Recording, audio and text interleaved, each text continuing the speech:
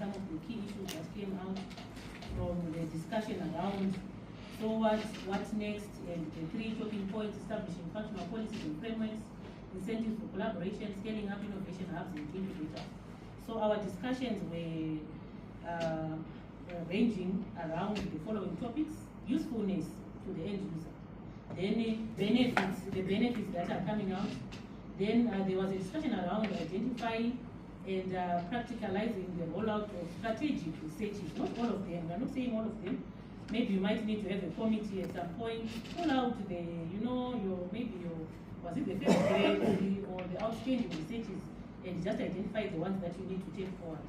Then the value proposition, the discussion around the value proposition kept coming back to say what is the value proposition on the side of the university, on the side of especially the industry.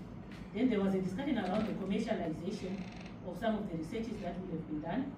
Then it was discussed at great length the issue to do with marketing. The marketing of the university. The university should use its marketing office to make sure that the word goes out there of the things that they have in their baskets that they want industry to take up in their offer to the industry.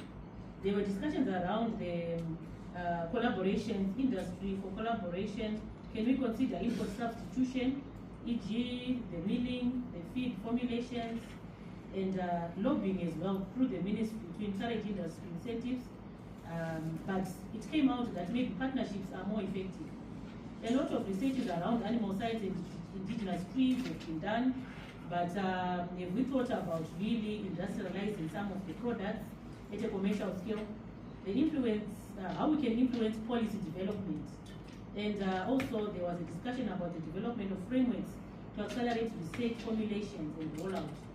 How can we then reduce bureaucracy and issues to do with permits, processes, influence, policy making, and the issue to do with maybe policy being a relatively big word. Maybe let's think about them as frameworks. Then how can we nurture trust between the universities and industry? Because where there is trust, there's better collaboration. Then there's an issue to do with filtering back on what industrialization is about, which is something that has been taken up, and I'm sure feedback will roll out or back to us. Then there was a talk about the database of patents.